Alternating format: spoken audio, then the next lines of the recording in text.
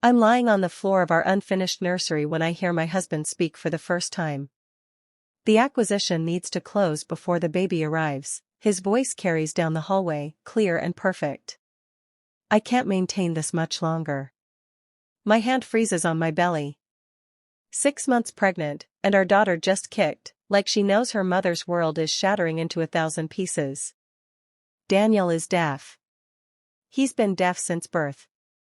I learned an entire language for him. I quit my career as a corporate lawyer, $250,000 a year, partner track, to support his work in developing accessibility software. Except right now, I'm hearing his voice. Unaccented.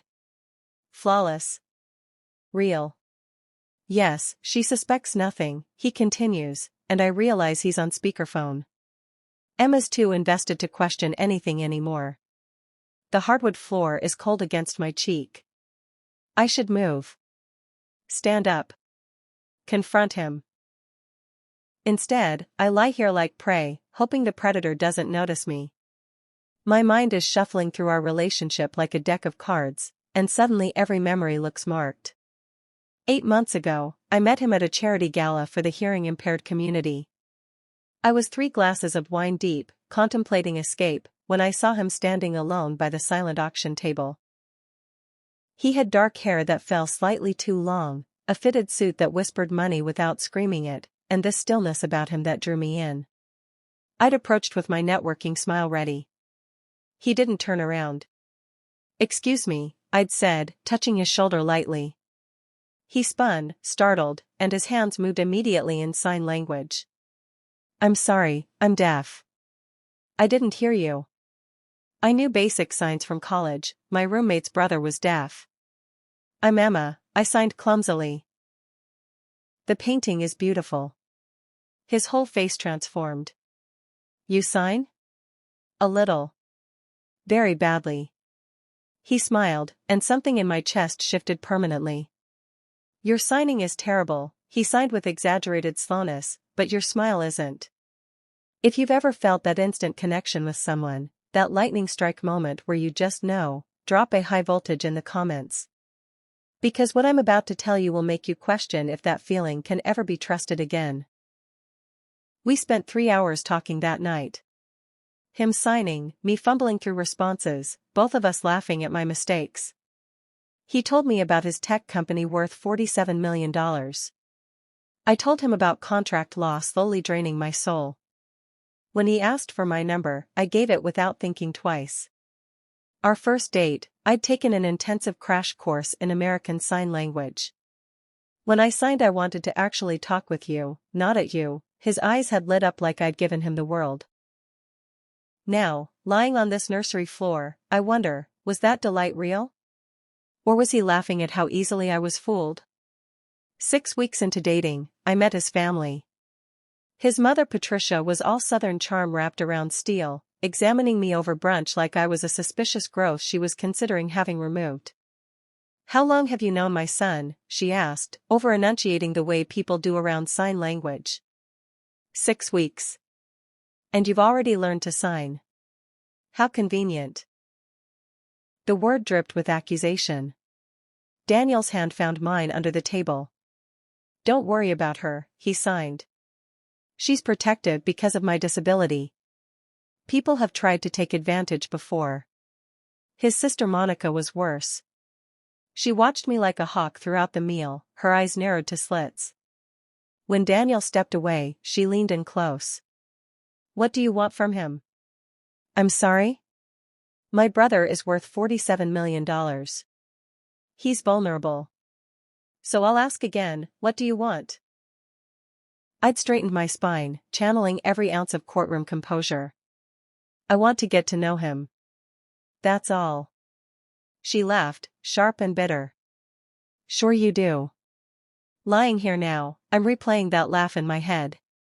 Did Monica know? Was she trying to warn me? Or was she in on it from the beginning? Daniel proposed 4 months later on a rooftop under string lights, his hands trembling as he signed "Will you marry me?" I cried and signed yes and thought I'd never been happier in my entire life. His family's coldness intensified immediately. Patricia insisted on a prenuptial agreement, just protecting Daniel, you understand. I'd signed it without fighting because I loved him, not his money. I had my own career. I didn't need his fortune. The wedding was small and elegant. Daniel cried during our vows, signed to each other while the officiant translated for the hearing guests. His hands shook when he signed. You learned my language. You entered my world. I will spend every day worthy of that gift. Lies. All lies. 3 months into our marriage, Daniel suggested I consider leaving the firm. You're exhausted, he signed over dinner. You come home depleted every night. I make enough for both of us. Take time to figure out what actually makes you happy. I hesitated.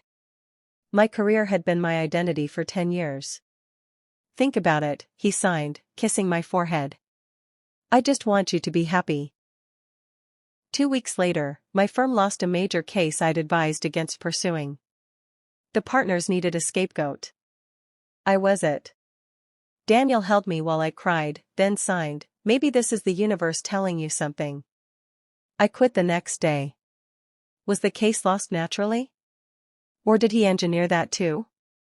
The thought makes bile rise in my throat. Have you ever given up everything for someone you loved? Comment yes if you understand that leap of faith. Because I'm about to show you why that trust can be the most dangerous thing you'll ever give away. And if you're still watching, you need to subscribe right now, because what happens next will make you rethink every relationship you've ever had. The pregnancy was unplanned but welcomed. Daniel spun me around the kitchen, signing we're having a baby over and over until we were both dizzy and laughing. But something shifted after that positive test. He became protective. Then controlling. He didn't want me going out alone. He suggested I distance myself from my friends, they don't understand our life together. My best friend Jenna confronted me over coffee. Emma, you've changed. You gave up everything for him. I gave up a job that was killing me, I defended. I found something better. Did you? Or did he isolate you? She leaned forward, her voice urgent. Have you noticed how dependent you've become? I left angry. We haven't spoken in 2 months. She was right. I have nothing left that's mine. No career. No income. No friends who aren't his. A prenup that leaves me with nothing if we divorce. And a baby coming who'll tie me to him forever. The music collection should have been my first real warning. I'd been searching for pregnancy books in his study when I found them, hundreds of vinyl records, meticulously organized. Jazz, classical, rock, everything. When I asked him about it that night, he seemed caught off guard for just a fraction of a second before signing. I collect them for the cover art. And I can feel the vibrations when I touch the speakers. It's not hearing exactly, but it's something. I accepted this explanation. Why wouldn't I? Then there was the door incident. I came home early from a doctor's appointment, entering quietly through the side entrance.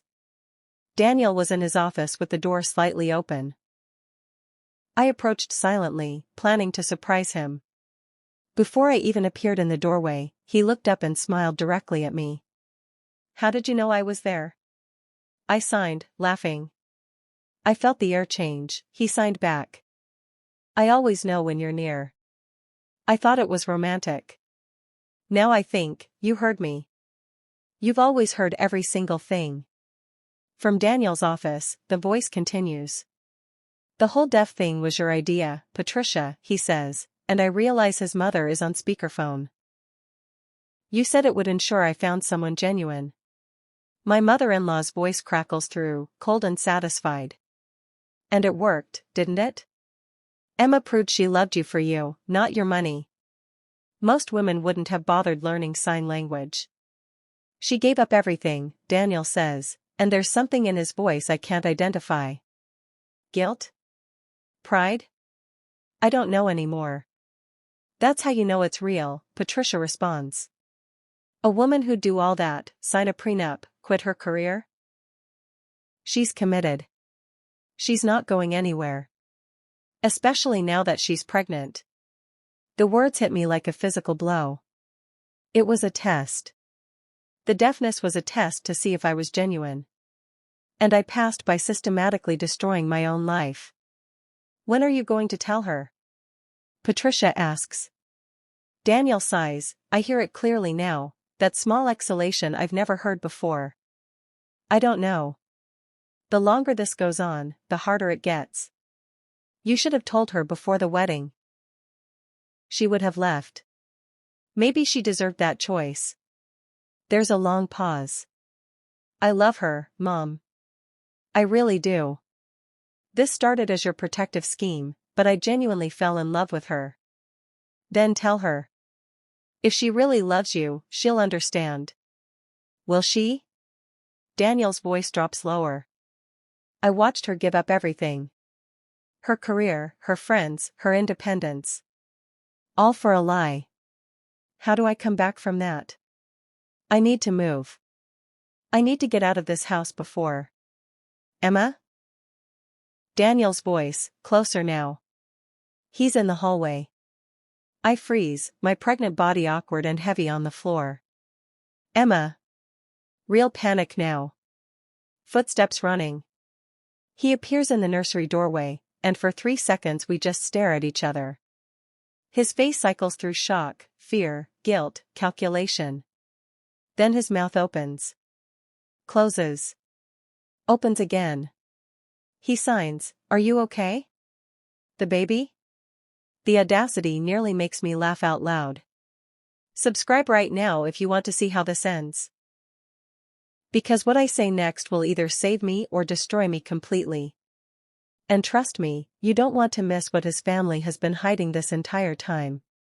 I push myself up using the wall for support, my hands shaking. Cut the act, Daniel, I say out loud. I heard you. Every drop of color drains from his face. Heard, he signs, still playing the part. Yes. Heard. You were on the phone with your mother. Your voice is perfect, by the way.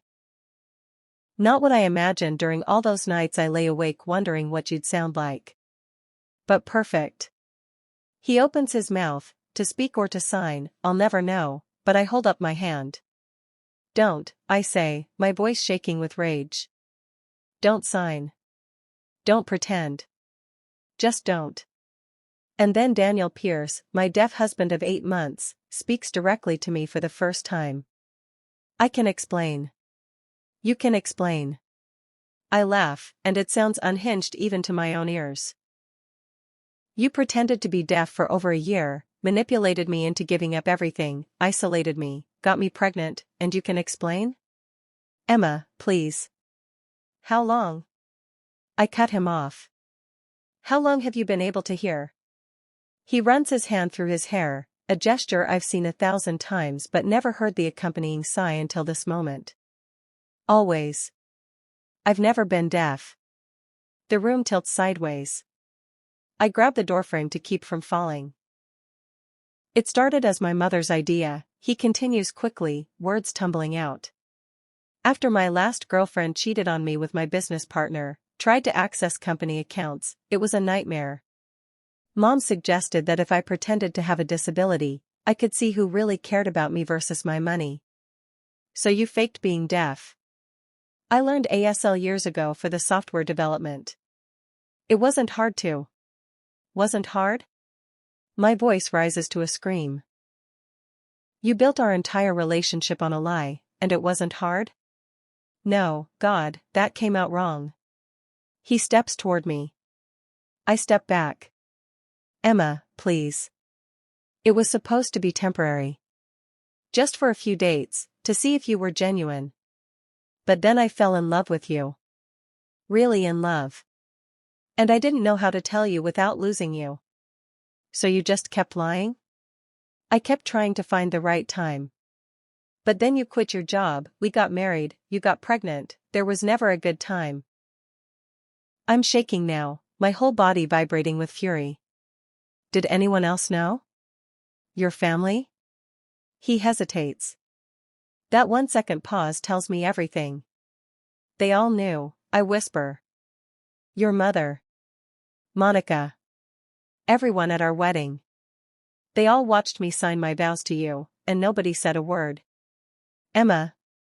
Was any of it real? I'm crying now, ugly sobs that make my chest hurt. Did you ever actually love me, or was I just a test you passed? I love you. He's crying too. Everything after that first test was real. My proposal, our wedding, this baby, that's all real. Based on a lie. The words echo in the empty nursery, bouncing off walls we painted together last month. You watched me learn an entire language. You let me quit my career because I thought I was supporting a disabled partner. You isolated me from my friends, made me financially dependent, got me pregnant. That's not fair. You made those choices. Based on false information. I scream. You manipulated every single choice by hiding who you really were. He's sobbing now, his perfect voice breaking. I'm sorry. God, Emma, I'm so sorry. I wanted to tell you so many times. But you didn't. I wiped my eyes roughly. You let me build my entire life around a person who doesn't exist. I push past him, heading for our bedroom. My legs feel like they might give out, but I force them to move. Where are you going? Away from you. He follows me as I grab a suitcase from the closet and start throwing clothes in without looking at what I'm grabbing. Emma, please. Think about the baby. Our daughter. I whirl on him, and he actually flinches. Don't you dare use our daughter as emotional manipulation. You're clearly good at that, but don't you dare use her. That's not what I'm. What's her world going to be like, Daniel? Did you plan to fake being deaf to your own child? Or were you going to let her in on the big family secret when she was old enough to keep a lie? His face goes pale. I hadn't thought. No. You hadn't. Because this was all about you. Your trust issues. Your money. Your need to test me like I was some kind of job applicant. I zip the suitcase closed. Well, congratulations. I passed. I proved I loved you enough to give up everything. I hope that knowledge keeps you warm at night. Emma, wait. I'm going to Jenna's. Don't contact me. I need to think. Please. Just talk to me. We can fix this. I stop at the bedroom door and look at him, really look at this stranger wearing my husband's face. Do you know what the worst part is? My voice is eerily calm now. It's not that you lied. It's that you did it so well. You made me feel special for learning your language. You made me feel like our connection transcended normal communication. You made me believe our relationship was deeper because of your disability. It was special. It is special. No, I say quietly. It was a performance. And I was the only one who didn't know she was watching a show. I walk out. Down the stairs. Through the living room where we danced last weekend. Past the kitchen where he proposed making homemade baby food together. He doesn't follow. Comment right now what you would do in my situation. Would you leave or would you stay and try to forgive? Because what I discover tomorrow from his sister Monica will make this betrayal look like nothing. If you're not subscribed yet, do it now, because chapter 2 drops soon and you do not want to miss how I make him pay for every single lie. I spend the night in my car in Jenna's driveway, hands on my belly, unable to make myself knock on her door and admit she was right all along. At 2 in the morning, my phone buzzes. A text from Monica, we need to talk. Coffee tomorrow. 10 a.m. France Cafe. Come alone. I should ignore it. I don't. Because I'm about to learn that Daniel's version of events, where this was all his mother's idea and he's just a victim of circumstance, is complete and total bullshit. And the proof Monica shows me will give me exactly what I need to burn his entire world to the ground. I'm sitting in France Cafe at 9:45, 15 minutes early, because pregnant insomnia and rage make a hell of an alarm clock. Monica walks in at exactly 10. She looks like she hasn't slept either, dark circles under her eyes, hair pulled back in a messy bun, none of her usual polish. She's carrying 2 coffee cups. Decaf, she says, sliding one across the table. For the baby. I don't touch it. Why are you here, Monica? To tell you the truth. I think I've had enough truth from your family for a lifetime. Not the truth Daniel told you. She pulls out her phone, fingers trembling slightly. The real truth. She slides the phone across the table. On the screen is an email chain between her and Daniel, dated 7 months before I ever met him at that gala. Daniel, Mom wants me to fake being deaf to find a genuine woman.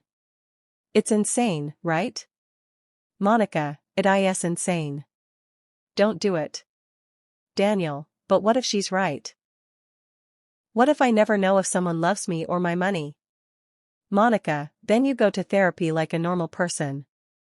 You don't catfish someone in real life. I scroll down. Months of back and forth. Monica trying to talk him out of it. Begging him not to do this. Fighting with Patricia about the plan. Then I see the date that makes my blood freeze, 2 days before the charity gala. Daniel, I'm doing it. I found the perfect event. Charity for the hearing impaired. If she shows genuine interest, I'll know she's different. Monica, Daniel, please. This will destroy someone. You can't play with people's lives like this. Daniel, I'm not playing. I'm protecting myself. And when I find the right woman, I'll tell her everything. She'll understand. Monica, and if she doesn't? Daniel, then she wasn't the right woman. My hands are shaking so hard I nearly drop the phone. He planned it. Every detail. Down to the venue, Monica says quietly. He researched which charity events would have women in your demographic. Professional, educated, empathetic. He picked that gala specifically because he knew the type of woman who'd attend. I wasn't random. The realization hits like a sledgehammer. I was targeted. You were perfect for what he wanted. Successful enough to not need his money. Compassionate enough to see past a disability. Isolated enough from family that you wouldn't have too many people questioning things. If your blood is boiling right now, drop a fire in the comments, because it gets so much worse. Subscribe if you haven't already, because what Monica tells me next will make you understand why some betrayals deserve scorched earth. I scroll further. Messages from after our first date. Daniel, she spent 3 hours learning basic signs just to talk to me. She's either the world's best actress or she's genuine. Monica, or she's a good person who you're about to destroy. Daniel. I'm not destroying anyone. I'm falling in love. Monica, based on a lie. After our engagement. Daniel, she signed the prenup without even reading it carefully. Didn't ask for a lawyer. Just trusted me. Monica, because she loves you. Or who she thinks you are. Daniel, it's the same person. Monica, it's really not. After I quit my job. Monica, she gave up her career for you. You need to tell her now. Daniel, I will. Soon. I just need the right moment. Monica, there is no right moment for this. Every day you wait makes it worse. Daniel, I know. But he never did. He just kept letting me sink deeper. Why are you showing me this? I ask, my voice barely above a whisper. Monica meets my eyes, and I see genuine pain there. Because last night, Daniel called me. He told me you overheard him. He told me his version of events, that Mom pressured him into it, that it spiraled out of control, that he's the victim here too. And it's bullshit. She leans forward. This was his idea from the start. Mom encouraged it, sure. But Daniel designed every step. He researched you before you even met. Did you know that? The coffee shop tilts. What? The firm you worked at? He has connections there. He knew you were unhappy. He knew you'd recently broken up with someone. He knew your college roommate had a deaf brother, so you'd have basic sign language exposure. She pulls up another email. He profiled you, Emma. The email is from a private investigator. My entire life laid out in bullet points. My career trajectory. My relationship history. My college transcripts. My social media activity for the past 2 years. Subject appears lonely, career-focused, recently single. Has demonstrated compassion for disabled communities. Low family contact, parents deceased, no siblings. Friend group small and not particularly close. Ideal candidate for long-term commitment test. I'm going to be sick. He studied me like a lab experiment. Yes. Monica's voice breaks. And I tried to stop him. I swear I tried. But he's my brother, and I hoped, that once he fell in love with you for real, he'd come clean. That the love would override the lie. But it didn't. No. Because the lie became the foundation. And he got comfortable with your worship. She says the word with disgust. You looked at him like he was a hero for overcoming his disability. You learned his language. You reorganized your entire life around his needs. And he became addicted to being that person in your eyes. Comment disgusting if you're as sick as I am right now. And if you're watching this without subscribing, what are you waiting for? This story is about to take a turn that'll make every revenge movie you've ever seen look tame. Why tell me now? I ask. Why betray your brother? Monica pulls out a business card, slides it across the table next to her phone. Because you're having a baby. My niece. And I don't want her growing up thinking this kind of manipulation is love. I don't want her watching her father lie to her mother every single day. I don't want her learning that control masquerading as protection is normal. I look at the card. Alexandra Chen, family law attorney. Specializes in prenuptial challenges and fraud cases. She's expecting your call, Monica says. I already briefed her. Emma, what Daniel did. Getting you to sign that prenup under false pretenses, making you financially dependent based on a fabricated disability, it's not just morally wrong. It's legally fraud. The prenup can be challenged? Challenged and destroyed. You signed it believing you were married to a disabled man who'd need your support. That's not who you married. Every single clause is voidable. Hope flickers in my chest for the first time since yesterday. Monica. There's more. She takes a deep breath. Daniel's planning to tell you he's sorry, that he'll do anything to fix it, that he'll go to therapy. He's going to cry and beg and promise he'll never lie again. How do you know? Because he called me at midnight practicing his apology. Asking me what I thought would work on you. Her jaw clenches. He's strategizing his confession like it's a business deal. Figuring out how to keep you trapped while minimizing his losses. The rage that floods through me is so pure it almost feels clean. I have one more thing to show you. Monica pulls up a video on her phone. This is from 3 weeks ago. Daniel didn't know I was recording. She hits play. It's Daniel and Patricia in their mother's sitting room. Daniel is speaking, his voice casual, comfortable, like he's been using it his whole life. Emma asked me again about why I don't use hearing aids, he says, laughing. I told her I'd tried them but they gave me headaches. She looked so concerned, it was actually kind of cute. Patricia laughs too. She really has no idea? Not a clue. Yesterday she was practicing signing in the mirror before dinner because she wanted to tell me about her doctor's appointment properly. It's adorable how hard she tries. You'll need to tell her eventually. I know. After the baby's born. Once we're legally bound by a child, she won't leave. She's too committed. Too much sunk cost. My vision goes wide at the edges. Monica stops the video. I'm sorry you had to see that. But you needed to know what he really thinks. How he really sees you. He thinks I'm trapped. He's counting on it. Monica stands. But you're not trapped, Emma. You're a lawyer. You're brilliant. You're strong. And now you have evidence that this entire marriage was built on fraud. She taps the business card. Alexandra is a killer. She'll destroy him in court. And I'll testify. I'll give you every email, every text, every recording I have. Why would you do that to your own brother? Monica's eyes fill with tears.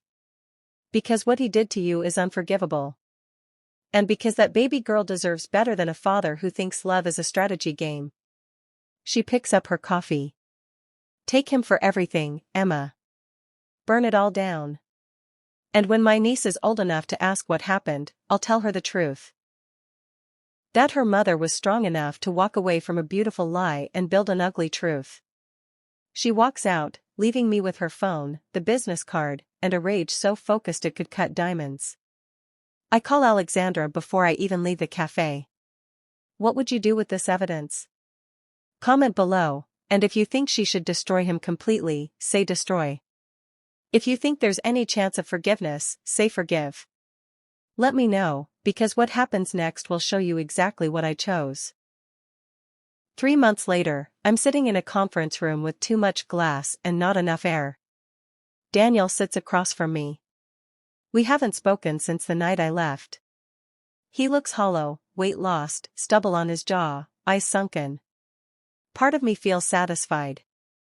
Most of me feels nothing at all. Alexandra sits beside me, immaculate in a steel gray suit. Daniel's lawyer looks like he wants to be anywhere else. Let's begin, Alexandra says, sliding papers across the table. Ms. Chen will receive the following: full dissolution of the prenuptial agreement on grounds of fraud and misrepresentation. 50% of all assets acquired during the marriage. Primary custody of the minor child with supervised visitation rights for Mr. Pierce. Spousal support for 5 years. And Mr. Pierce will cover all legal fees incurred. Daniel's lawyer winces. Daniel just nods, hollow-eyed. We also have the matter of the non-disclosure agreement, Alexandra continues. That makes Daniel look up, panic flashing across his face. My client has received substantial offers from media outlets interested in her story. The fraudulent disability. The systematic manipulation. The premeditated isolation. Alexandra's smile could cut glass. It's quite the story. Publishers are very interested. Emma, you can't, Daniel's voice cracks. It's the first time he's spoken directly to me in months. I can, I say calmly. Or you can agree to additional terms. What terms? His hands clench on the table. Full custody. You get supervised visitation twice a month until our daughter turns 18. After that, she can decide for herself if she wants a relationship with you. You can't take my daughter from me. His voice rises, desperate. You took everything from me, I say quietly. My career. My identity. My ability to trust my own judgment. You made me question reality itself for months while I carried your child. I lean forward. This isn't revenge, Daniel. It's consequences. If you think he deserves this, hit that like button right now. And subscribe, because I'm about to tell you what happened when the story went public, and trust me, the internet is absolutely ruthless. He's crying now, and I feel nothing watching it. Please. I love her. I'll love her. I know I don't deserve another chance, but... No. You don't. I stand up. You wanted to test if someone could love you for who you really are? Well, I did. I loved you so completely that I rebuilt my entire life around you. I learned a language. I changed careers. I gave up friends, independence, everything. Emma. And it still wasn't real to you. I was just data in your experiment. A subject who passed your test. I sign as I speak, one final time. You taught me your language. Let me teach you mine, goodbye. I walk out of that conference room, out of the building, into brilliant afternoon sunlight. My daughter kicks inside me, strong and certain. It's okay, I whisper to her. We're going to be fine. Behind me, through the glass walls, I can see Daniel's silhouette collapsed in his chair. I don't look back. The story breaks 2 weeks later.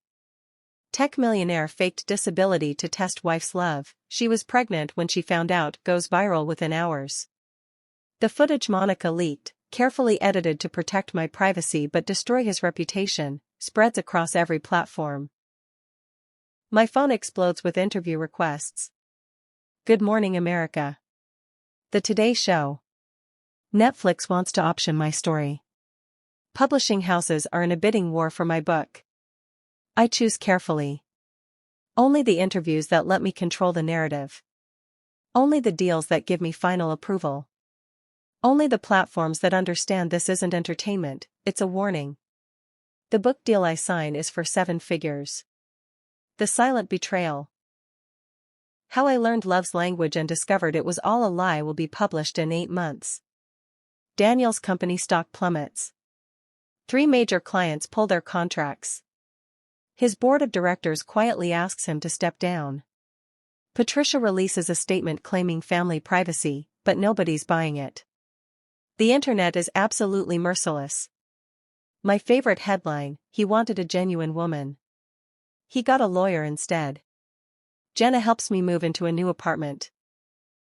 Top floor, floor-to-ceiling windows, completely mine. No shared spaces. No memories. Just clean, empty rooms waiting to be filled with something real. I'm sorry I didn't listen to you, I tell her while we're unpacking boxes. You loved him. That's not something to apologize for. She hands me a frame, a photo of us from college. Trusting someone completely isn't weakness. It's courage. He's the one who should be sorry. My daughter is born on a Tuesday in April. 7 pounds, 4 ounces. She has Daniel's dark hair and my stubborn chin. I name her Sophia, wisdom, because I want her to be smarter than I was. Daniel sends flowers to the hospital. I have them donated to the children's wing. He requests visitation. The court grants him 2 supervised visits per month. He shows up to the first one with tears streaming down his face, but Sophia just stares at him like he's a stranger. Because he is. Monica visits every week.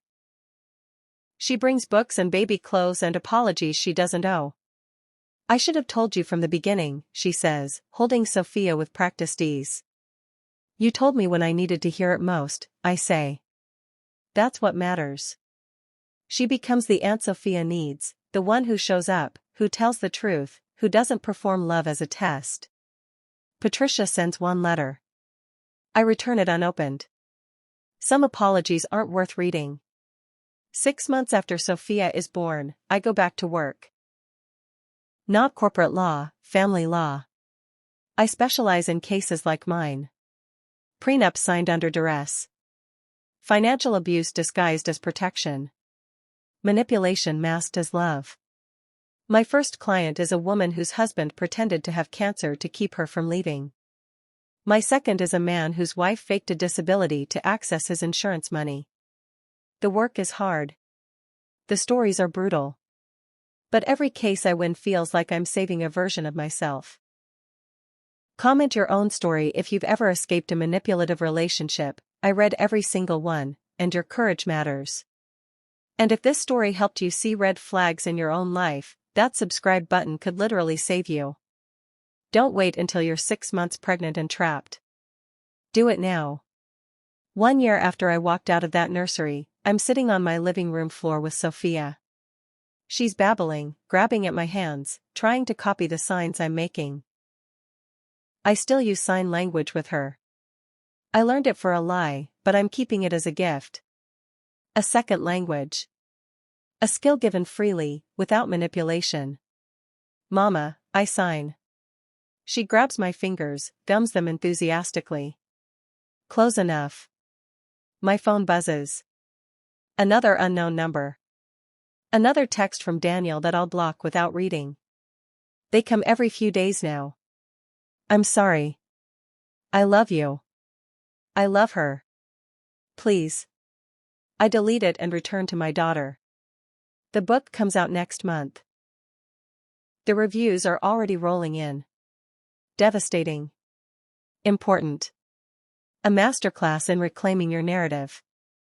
The Today Show interview is scheduled for release week. Good Morning America wants a follow-up. My lawyer is fielding calls from producers who want to turn it into a limited series. I say yes to the ones that show women winning. No to the ones that make Daniel sympathetic. This isn't his redemption arc. It's mine. Jenna calls from the kitchen. Emma. Your lawyer's on the phone. Something about Daniel trying to reduce child support. I smile. Tell Alexandra I'll call her back. She knows what to do. She does. She always does. Every time Daniel tries to claw back some control, Alexandra buries him in paperwork and precedent.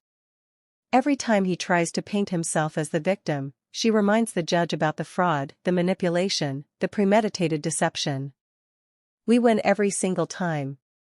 Sophia laughs, a full-belly giggle that lights up the entire room. She's trying to sign more but her tiny hands can't quite coordinate. I help her, guiding her fingers.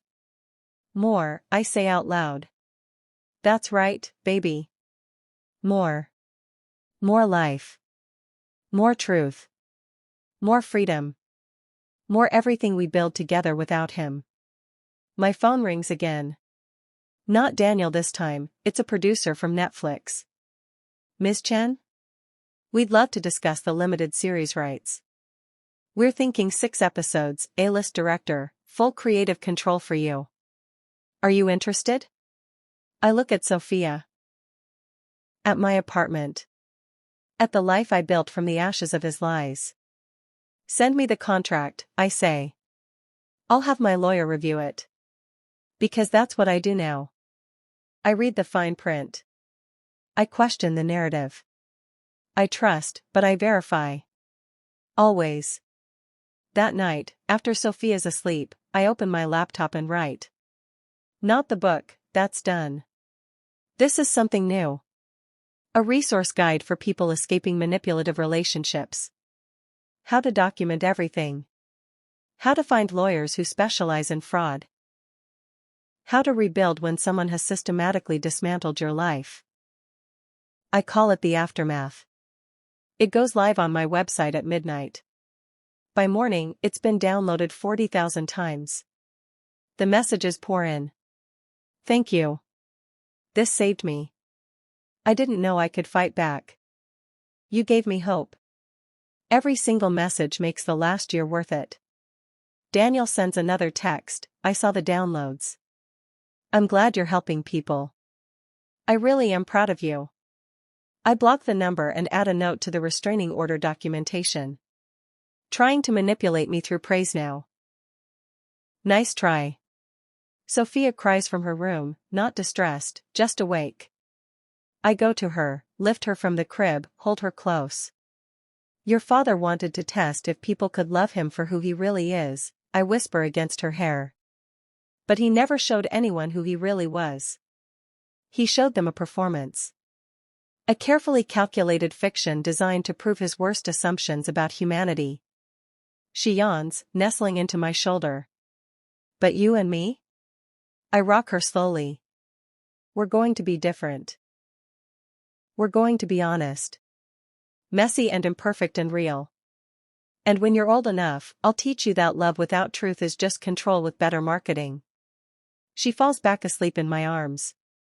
I stand there holding her, looking out the window at the city lights, thinking about the woman I was a year ago. Lying on a nursery floor, world-shattering, 6 months pregnant and utterly lost. She thought she'd lost everything. She had no idea she was about to gain it all back, and then some.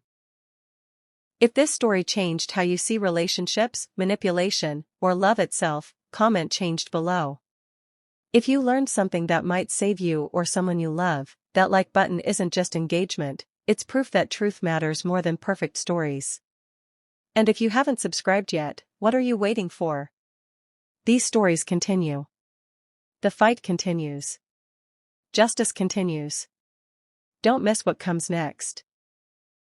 2 years later, on Sophia's second birthday, Daniel sends a letter through his lawyer requesting modified visitation.